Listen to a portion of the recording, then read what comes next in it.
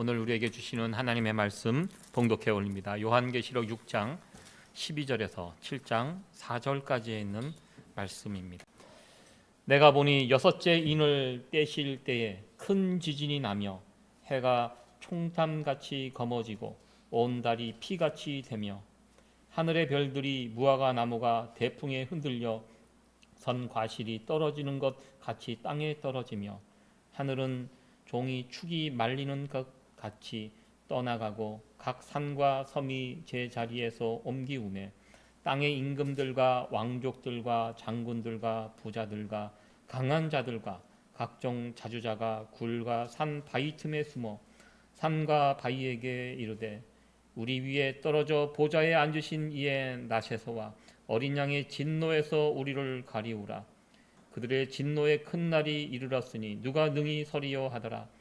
이 일 후에 내가 내 천사가 땅 내 모퉁이에 선 것을 보니 땅의 사방에 바람을 붙잡아 바람으로 하여금 땅에나 바다에나 각종 나무에 불지 못하게 하더라. 또 봄에 다른 천사가 살아계신 하나님의 인을 가지고 해 돋는 데로부터 올라와서 땅과 바다를 해롭게 할 권세를 얻은 내 천사를 향하여 큰 소리로 외쳐 가로되 우리가 우리 하나님의 종들의 이마에 인치기까지 땅이나 바다나 나무나 해하지 말라 하더라. 내가 입맞은 자의 수를 들으니 이스라엘 자손의 각 지파 중에서 입맞은 자들이 14만 4천이니 아멘. 오늘 요한계시록 6장 24절에서 7장 4절에 있는 말씀을 가지고 누가 능히 서리요라는 제목으로 하나님 말씀 증거하도록 하겠습니다. 네, 지난주 미국의 46대 대통령 취임식이 있었습니다. 저도 방송을 통해서 중요한 날이기 때문에 취임식 장면을 지켜보았습니다. 그 자리에 있어야 될 45대 대통령 트럼프 대통령은 결국 참석하지 않았고 나중에 뉴스를 보니까 핵가방을 들고 어디죠 플로리다도 비행기를 타고 마이웨이를 부르면서 갔다는 그런 뉴스를 또 보게 됩니다. 참 뒤끝이 있었고요. 취임식 장면을 이렇게 보면서 그 뒤에 서 있는 동양인 한 사람이 계속 보여서 눈에 띄었는데 이분이 또 이번에 트럼프 행정부에서도 일을 했지만 바이든 행정부에서도 총경호 책임자로 선정된 한국계 미국인 이름도 데이빗 조 바이든 데이빗 조 그래갖고 조씨 형제들이 이제 요즘 우리 조씨가 없더라고요. 제가 이렇게 찾아보니까 저희 교회 성도님들 가는데 조씨 흔한 성씨인데 조씨가 없습니다. 그래서 조씨 가문의 영광이 또 벌어졌다고 누가 우스갯소리를 한 적이 있습니다. 미국의 대통령이라는 자리는 참으로 막강한 자리입니다.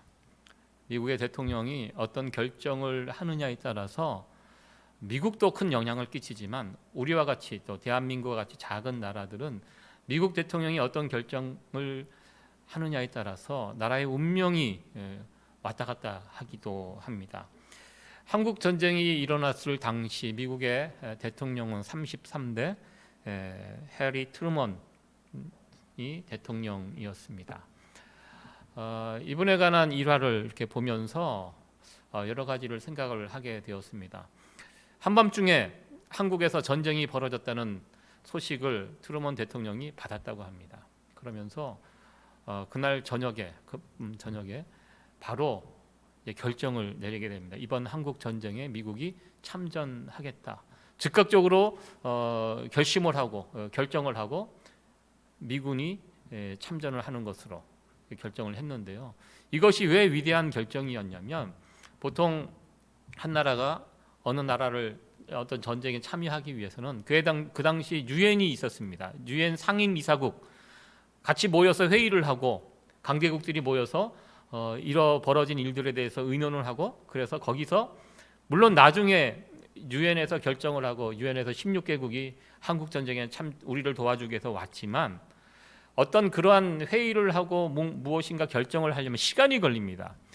근데 한국 전쟁 당시 얼마나 시간이 촉박했습니까? 금방 뚫려갖고 저 부산만 남고 낙동강 방어선만 남고 이 대한민국의 미래가 풍전등화에 위치해 있었는데요.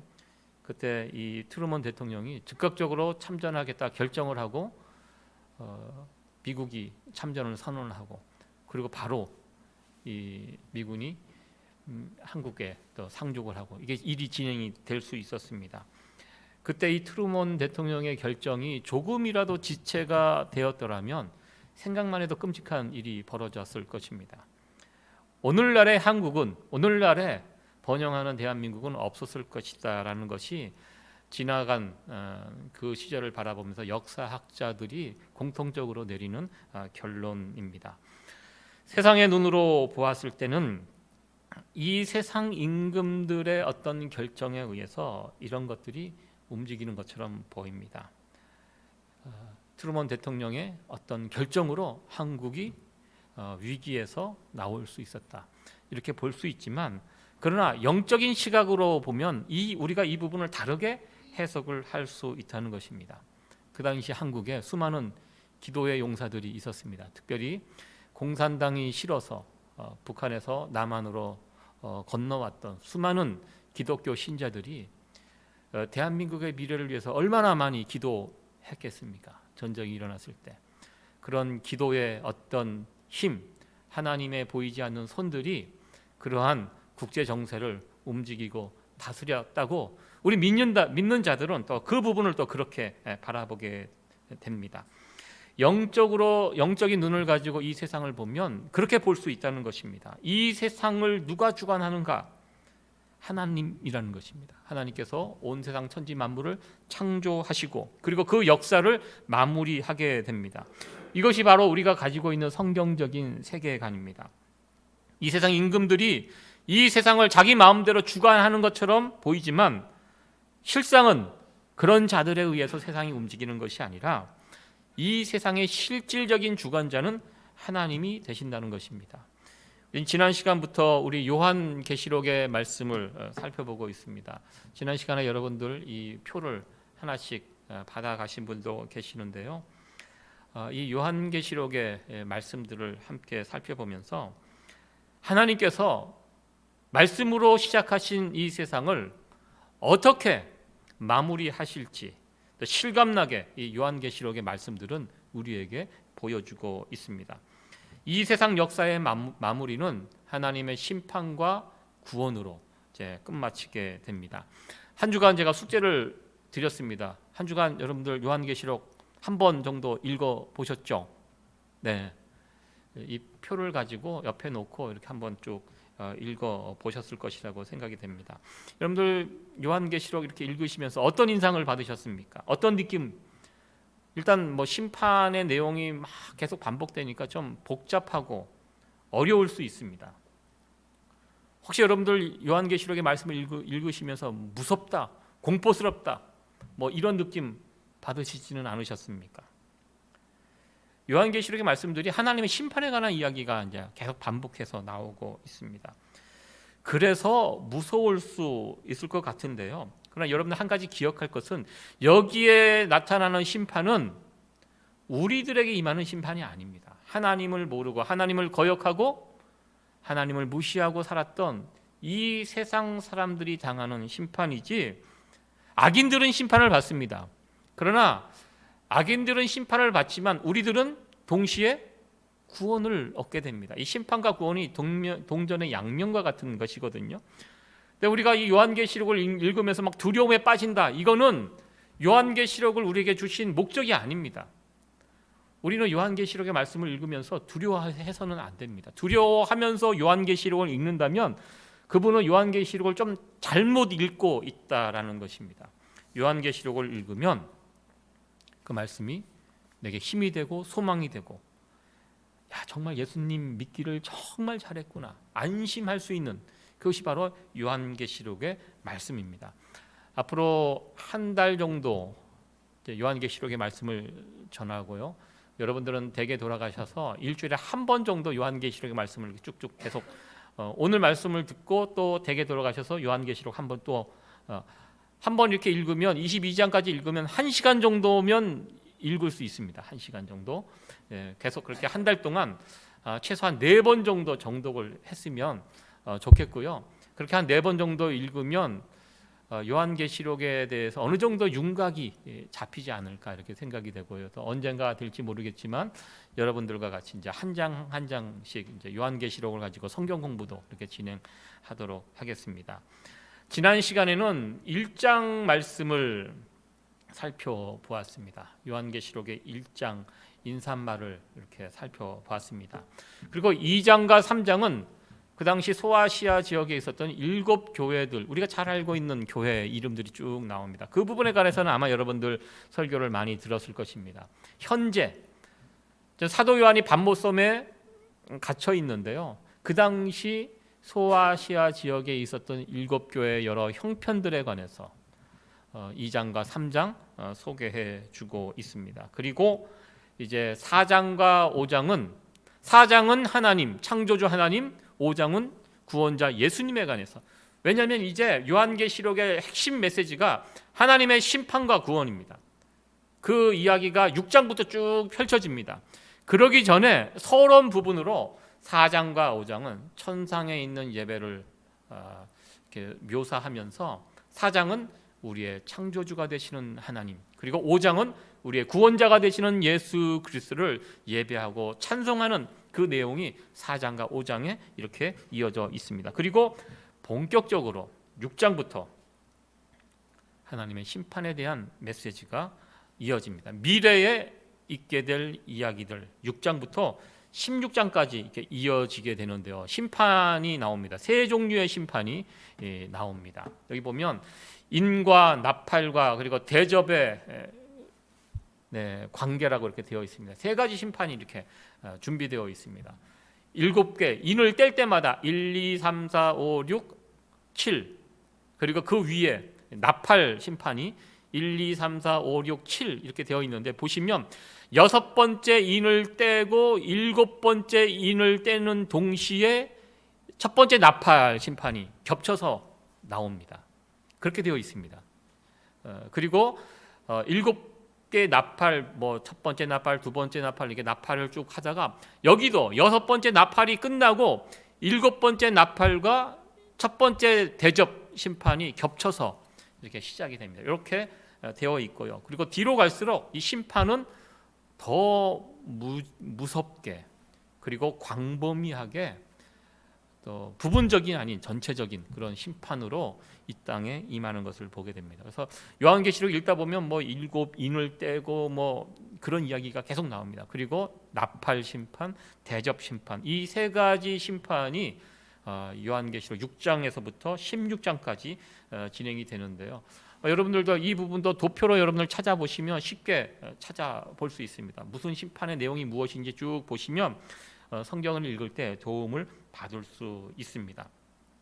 예수님께서 마지막으로 이 땅에 오실 재림하실 때 이 땅에 어떤 일들이 일어나는지 어떤 심판이 일어나는지 그 부분에 대해서는 해석이 분분할 수 있습니다. 예를 들어서 요즘 코로나 팬데믹 시대를 살아가고 있는데요. 이 코로나 팬데믹 이것은 하나님의 몇 번째 심판인가? 그것을 막 선을 긋기 하는 사람들이 있습니다. 뭐 쌍둥이 빌딩이 무너졌던 그 당시 그 상황은 이 심판 가운데 어느 심판과 연결이 있는가? 적 그리스도는 누구인가? 예전에는 소련이 적 그리스도라고 이렇게 이야기를 했는데요. 소련이 없어졌습니다. 그래서 없어졌기 때문에 또 다른 적 그리스도를 찾게 되고요. 뭐 한때는 로마 교황이 적 그리스도라는 이야기도 있고요. 많은 사람들이 이 지구상에 나타나는 악당들이 있을 때마다 이것이 적 그리스도인지 막 그렇게 해설하고 해석하는 그런 이야기들이 분분합니다. 근데 잘 모르겠습니다. 저도 이게 어느 심판에 해당되는지 그것을 알기는 참 쉽지 않은 것 같습니다.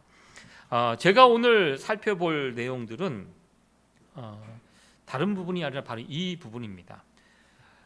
오늘 말씀의 제목이 하나님의 심판 가운데 누가 능히 서리요? 그 심판 가운데 누가 구원을 받을 수 있는가? 이 부분에 대해서 집중하려 합니다. 왜냐하면 이 부분이 정말 중요한 부분이기 때문입니다. 요한계시록에 진행되는 심판은 인을 떼면서 이제 심판이 진행이 되는데요. 하나, 둘, 셋. 제가 6번째 인과 7번째 인 사이라고 제가 이렇게 써놨는데요. 성경을 보시면 인 심판, 나팔 심판의 특징이 있습니다. 6번째 인 심판이 있고 마지막 7번째 인 심판이 시작되기 전에 인터벌이 있어요. 그 중간에 들어가는 메시지가 있습니다.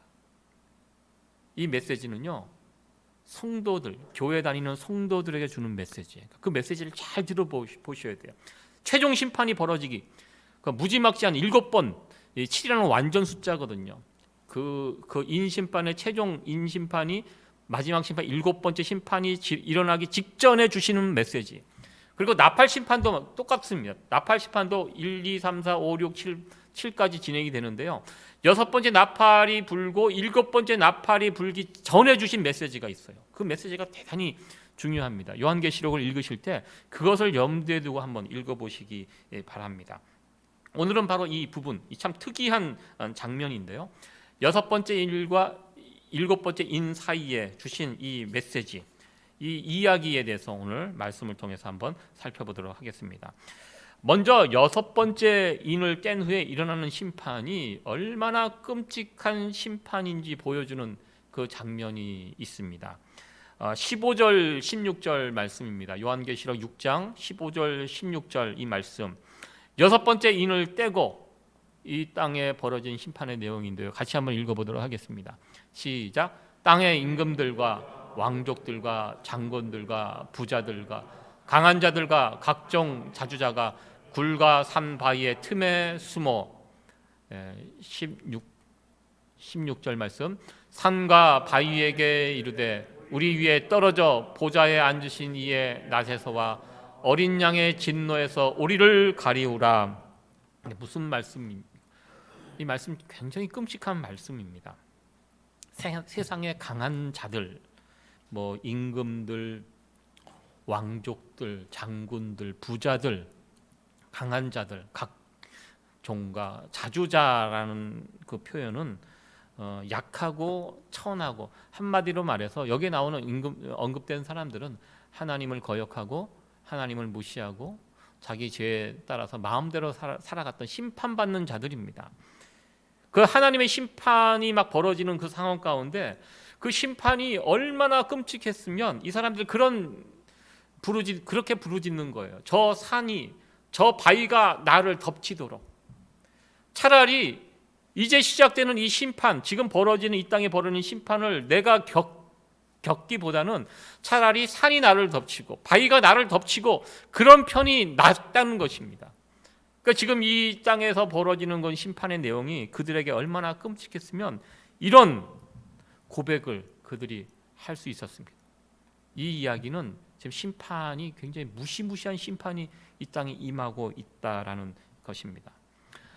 제가 아는 목사님 한 분이 한국을 방문하고 갔다 오셔서 저에게 들려주신 아주 끔찍한 얘기가 하나 있었습니다. 이분이 부산 지역에서 목회를 하시고 이제 미국에 오신 분인데요. 한국에 가서 오랜만에 부산 지역에 있는 예전에 자기가 섬겼던 교회 집사님을 이제 만나고 왔다고 합니다. 한국에서 사역할 때 그 젊은 부부였어요. 그리고 젊은 부부고 여자 집사님은 교회 생활을 잘 하셨던 분이고 남자분은 일 때문인지 신앙이 없어서 그런지 교회 생활을 거의 하지 않고, 이 젊은 부부가 굉장히 부자였다고 합니다. 그 젊은 사람으로서 사업을 하고 아주 크게 성공하고 그래서 부유하게 살았던 사람인데요. 어느 날부터 남편의 사업이 잘 되지 않고 그러면서 빚을 내면서 이제 사업을 굴리다가 한국에 무서운 것이 사채빚입니다. 이분이 결국 사채에 손을 대고 사채빚에 이제 막 쫓기고 시달리게 되었습니다.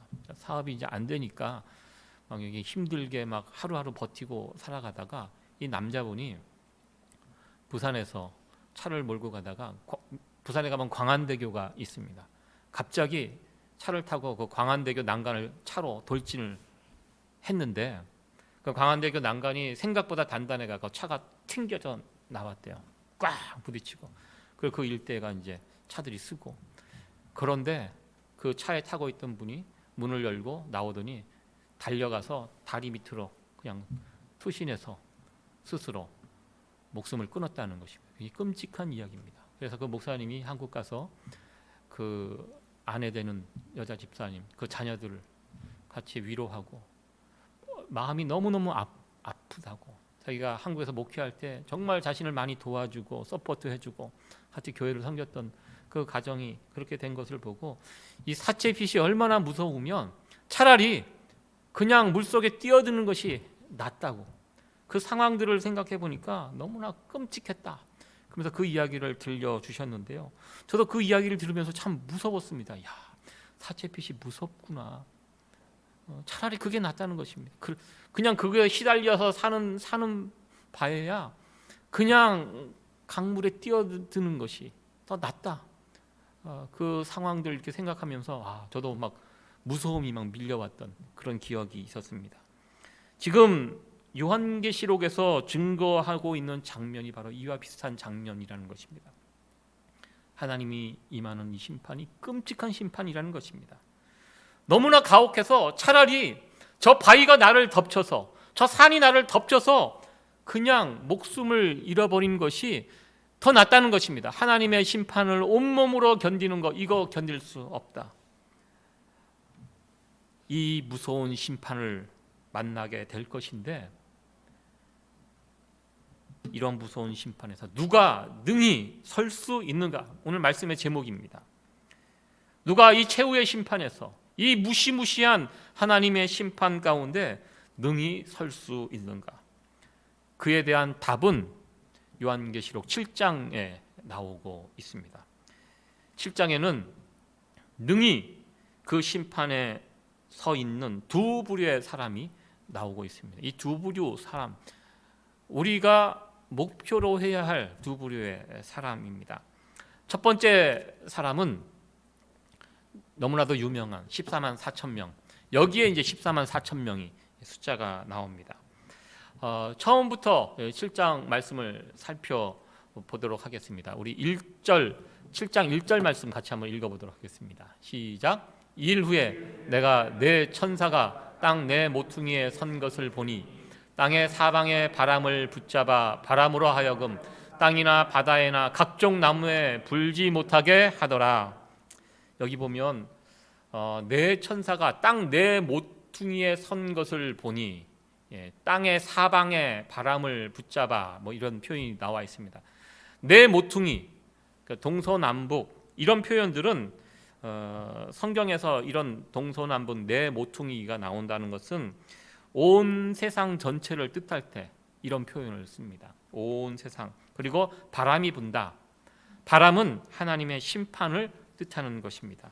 그리고 지금 네 천사가, 또 다른 네 천사가 와서 그 바람이 불지 못하도록 붙들고 있다는 이야기입니다. 왜 붙들고 있습니까? 그 붙드는 이유, 2절과 3절 내용입니다. 우리 2절과 3절 말씀 같이 한번 읽어보도록 하겠습니다. 시작.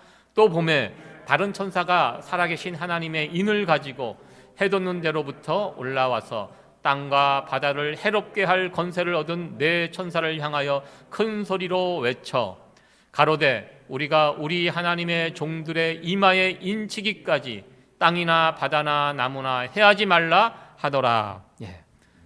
이제 하나님의 이제 심판, 최후의 심판이 막 시작되기 그 전에요, 또 다른 천사가 와서 바람이 불지 못하도록, 그 심판을 잠시 유보하도록 이렇게 이야기를 합니다. 말을 합니다. 그리고 나서 그 잠시 유보된 사이에 하는 일이 무엇이냐면 하나님의 종들의 이마에 인을 찍는 그 일들을 합니다. 그리고 그 인이 다 찍혀지면 그 다음에 유보된 그 심판이 이 땅에 임하게 됩니다. 도장을 이마에 찍는다, 무슨 뜻입니까? 여러분들 언제 도장을 찍습니까? 내 것 찍습니다. 남의 것에다가 함부로 내 도장 찍지 않습니다. 이 도장 요즘은 사인하죠. 사인을 하면 최종적으로 우리가 체크를 발행할 때도 그 사인이 있어야지 그 의미가 있습니다. 그 사람 것이라는 것입니다. 저도 예전에 이게 책 책을 사면 항상 책 표지 앞에다가 제 도장을 찍거나 제 사인을 이렇게 했습니다. 학교에서 기숙사에서 이렇게 살다 보면 학생들 서로 우리 책들이 막 이렇게 뒤엉켜 있기도 하고 뭐 네 책 내 책이 어디 있습니까? 그래서 저는 내 책을 보호하는 의미로 항상 책을 사면 맨 앞장에다가 제 사인을 하고 날짜를 적고 얼마에 샀는지 구체적으로 딱 적어서 이렇게 놓아뒀습니다. 그래서 지금도 제 책을 보면 항상 제 앞장에는 제 사인이, 최근에 제가 책을 샀는데요. 이번에도 제 아내가 뺏어갈까봐 거기다가 제 책이라고 해서 사인을 딱 해갖고 그렇게 보관하고 있습니다. 내 것이라는 의미입니다. 요즘 젊은이들 가운데 막 몸에 문신, 이 타투 하는 친구들이 많이 있더라고요. 타투가 모르겠습니다. 이 외국 분들이 타투하면 참 멋있어 보이는데요. 이 동양인들, 한국 사람들 타투한 거 보면 참 좀 그래요. 특별히 이게 젊은 연인들이 우리의 사랑 영원하리 하면서 자기 팔뚝에다가 서로 이름을 새기고 막 이런저런 타투 새겨 넣는데요. 두 연인이 잘 되면 좋죠. 중간에 살다 보면 중간에 또 이렇게 잘 안 되는 경우가 있어요. 그러면 어떻게 합니까? 그게 제일 걱정이 돼요. 그 타투 어떻게, 이게 타투 지우는 거 굉장히 어렵더라고요. 제가 지우는 거 이렇게 보니까요, 거의 피부를 벗겨내야 돼요.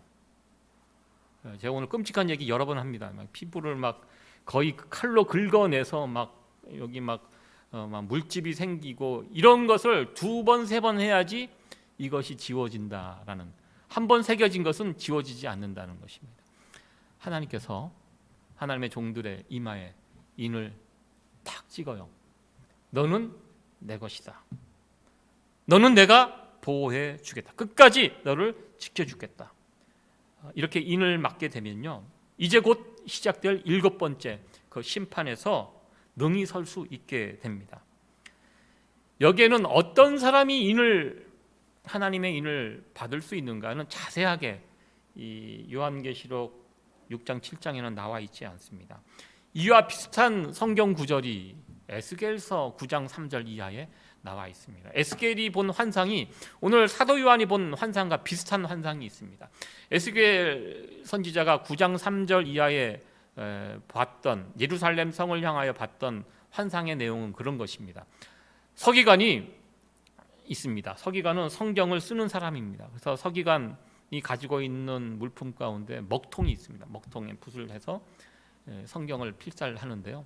먹통을 차고 예루살렘 성을 돌아다니면서, 그 당시 예루살렘 성이 우상 숭배, 여러 가지 죄악으로 굉장히 혼란스럽고 하나님의 마음을 아프게 했던 그 시절입니다.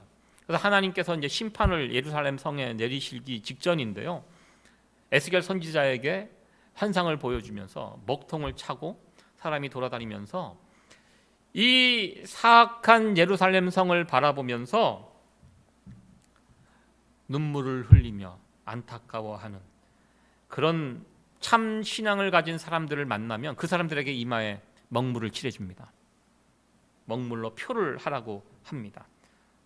이 가증한 예루살렘 성 안에 살면서 가슴을 치며 안타까워하며 저렇게 살면 안 되는데, 죄악 가운데 죽어가는 사람들을 바라보면서 눈물 흘리는 그 참된 신앙인들을 만났을 때 그들을 이마에 먹물을 칠하게 합니다. 그리고 나서 이제 심판이 시작이 되는데요, 하나님께서 엄하게 명하십니다.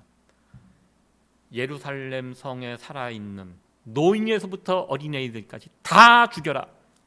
대신 머리에 먹물이 묻어있는 사람은 절대로 손대지 마라. 가까이 가지도 마라. 그러면서 그들을 보호해 주신다는 그 내용이 에스겔서 9장 3절 이하에 나오는 그 심판의 내용입니다.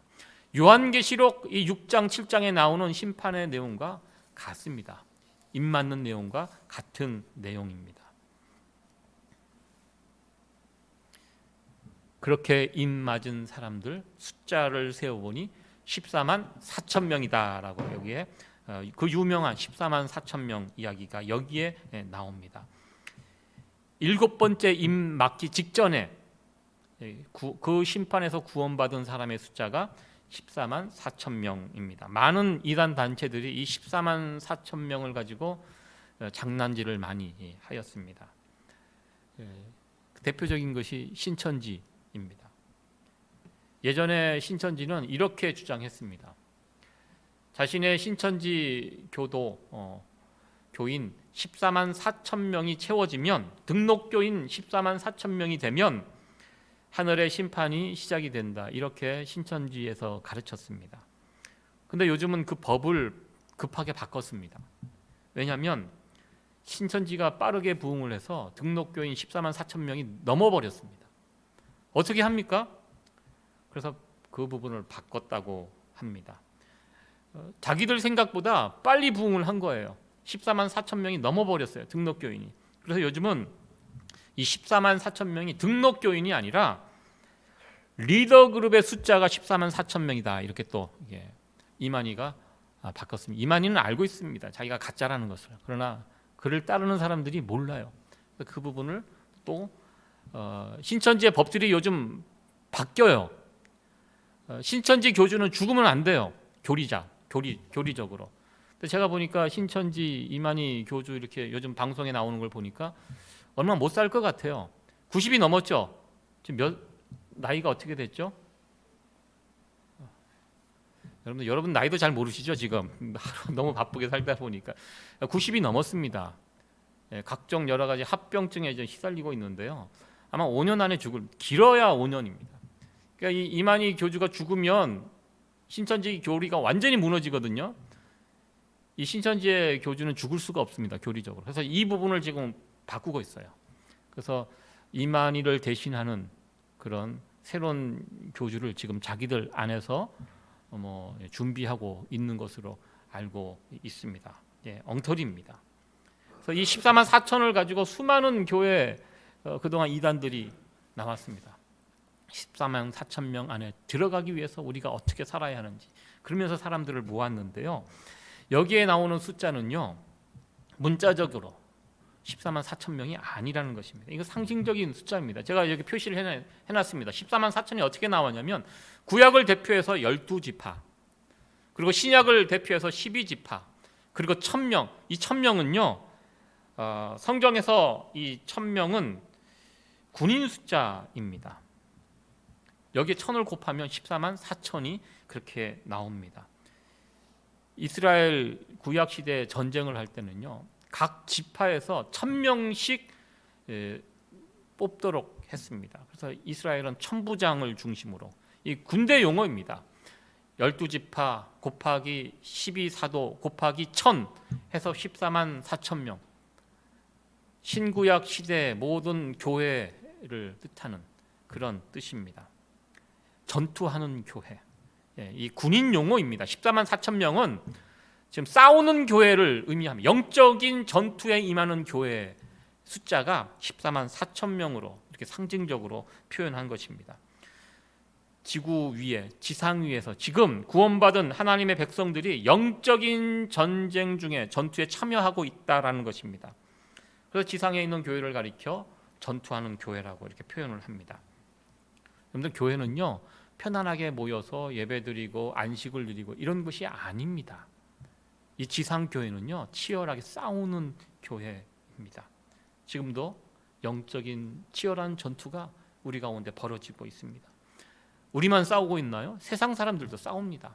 세상 전쟁이라고 합니다. 예전에는 총칼로 전쟁을 했고요, 지금은 무엇 때문에 싸웁니까? 사람들이 돈 때문에 싸웁니다. 나라와 나라가 싸우고, 개인과 개인, 회사와 회사가 돈을 놓고 서로 차지하기 위해서 치열하게 싸우고 있습니다. 우리 그리스도인들도 싸우고 있습니다. 우리는 무엇을 놓고 싸우고 있습니까? 우리는 돈을 놓고 싸우는 것이 아니라 사람을 놓고 사단과 싸우고 있습니다.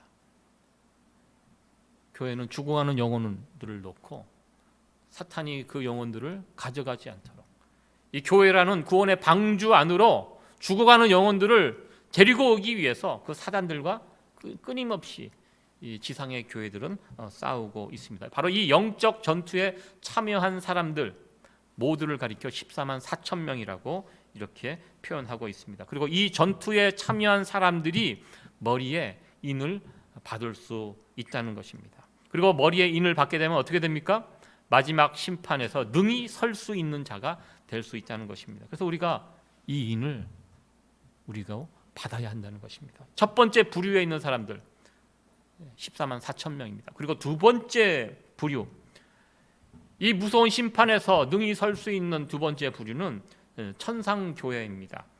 7장 9절에서 17절의 내용이 쭉 그 다음에 오늘 읽지 않았는데 쭉 나오는데, 천상교회의 모습을 7장 9절에서 17절에 설명되어 있습니다. 우리 한 절만, 7장 9절에 있는 말씀만 한번 읽어보도록 하겠습니다. 시작. 이 일 후에 내가 보니 각 나라와 족속과 백성과 방언에서 아무라도 능히 셀 수 없는 큰 무리가 흰 옷을 입고 손에 종려가지를 들고 보좌 앞과 어린 양 앞에, 천상교회 하나님 앞에 예배드리고 있는 정말 영광스러운 그 장면을 여기 표현하고 있는데요. 여기 보면 아무라도 셀 수 없는 큰 무리라고 그렇게 표현하고 있습니다. 아무라도 셀 수, 보통 이단들은요 구원받는 숫자가 딱 14만 4천 명이 정해져 있다고 이야기합니다. 그 다음 장만 봐도 그것이 거짓말이라는 것이 나옵니다. 이미 저 천상에는, 저 천국에는 아무라도 능히 셀 수 없는 수많은 엄청난 무리가 그 천상에 있습니다. 14만 4천 명만 있는 것이 아닙니다. 14만 4천 명은요 이 땅의 지상의 교회들을 총칭해서 14만 4천 명이라고 하고요, 그리고 저 천상 교회에는 정말 셀 수 없는 수많은 무리들이 흰 옷을 입고 손에 종려가지를 들고, 종려가지는 승리를 상징하는 것이고, 흰 옷을 입었다. 무엇입니까? 성도들의 모습, 교회, 이 천상의 모습 보통 흰 옷 입은 것으로 많이 표현을 합니다. 이 흰 옷은 나중에 성경 본문에서 설명하는데요, 어린 양의 피로 그 옷을 씻은 흰 옷이라고 이야기합니다. 이 구원이 우리의 선함과 우리의 어떤 다른 행실로 구원을 얻은 것이 아니라 오직 예수 그리스도의 보혈로, 그 피로 씻어서 우리가 흰 옷을 입게 되었다라는 것을 상징합니다. 그리고 오늘 우리가 찬송 불렀죠. 면류관 가지고 주 앞에 드리세. 하나님 앞에 예배드리는 그 장면입니다. 흰 옷을 입고 머리에 면류관을 그 예배드리는 사람이 있었는데요, 그 어떻게 보면 그 면류관이 아닙니다. 그래서 머리를 쓰고 있던 그 면류관을 하나님 앞에, 영광스러운 하나님 앞에서 예배를 드릴 때 이 면류관을 하나님 앞에서 우리가 어떻게 쓸 수 있습니까? 우리의 왕 되신 하나님 예수 그리스도가 계시는데 우리가 뭐 잘났다고 우리가 이 면류관을 그 앞에서 쓰고 있습니까? 저도요 모자를 쓰고 다니다가 어르신을 만나면 모자를 벗습니다. 남자들은 그렇죠. 모자 벗고 인사를 하죠. 나보다 윗사람에게 인사를 할 때 모자를 벗고 공손하게 인사를 하는 게, 그렇습니다. 우리가 하나님 앞에 예배드릴 때 면류관을 쓰고 상태에서 예배드린다는 것이 이거 가당치는 않는 그런 모습이에요. 그래서 24장로들이 거기에 보면 쓰고 있는 면류관을 벗어서 하나님 앞에 던져드리는 것입니다. 그 자리가 그런 자리이기 때문에 이 천상 예배의 모습, 이 7장 6절 이하의 천상 예배가 9절에서 17절까지 천상교회 성도들의 그 모습들이 그 부분에 설명이 되어 있습니다. 흰 옷을 입은 자, 어린 양의 피로서 옷을 씻고 희게 된 자들, 끝까지 믿음을 지키고 그 믿음으로 싸운 자들, 승리한 자들, 그들이 이 천상교회 성도들입니다. 말씀을 마치도록 하겠습니다. 신약 성경은 이 세상 끝에 분명히 하나님의 심판이 있다고 말씀하고 있습니다. 요한계시록은 이 부분에 대해서 설명하고 있습니다. 하나님의 그 무서운 심판에서 누가 능히 설 수 있는가? 두 부류의 사람이 있다고 말씀드렸습니다. 지상에 있는 14만 4천 명, 14만 4천 명으로 대변되는 지상교회, 그리고 천상에 있는 교회 성도들이 심판에 이르지 않고 구원을 받을 수 있습니다. 이 천상의 교회에 가 있는 분들은 우리가 걱정할 필요가 없습니다. 다 이렇습니다. 문제는 1번 전투하는 교회, 바로 우리들입니다. 다음 주에 이 지상교회, 전투하는 교회에 관해서 우리가 어떻게 이 심판에서 능히 설 수 있는가, 이 부분을 요한계시록에 있는 말씀을 통해서 다시 한번 이 부분을 말씀드리려고 합니다. 이 부분이 정말 중요한 부분입니다. 그래서 댁에 돌아가셔서 다시 한번, 오늘 제 설교를 들었기 때문에 아마 여러분도 요한계시록을 읽으시면 또다시 새롭게 보이는 부분들이 있을 거예요. 그래서 한 주간 요한계시록을 한 번 더 읽어 오세요. 제가 요한계시록을 설교하는 동안 여러분들 최소한 4번에서 5번 정도 같이 읽으려고 합니다. 그러면 이전보다 더 이 요한계시록의 메시지가 우리에게 쉽게 다가올 것이라고 그렇게 생각합니다. 그래서 다음 주에 이 전투하는 교회, 우리가 어떻게 그 무서운 하나님의 심판으로부터 능히 일어설 수 있는지, 지상에 세워져 있는 이 교회가 무엇을 해야 하는지, 이 부분에 대해서 말씀을 증거하도록 하겠습니다.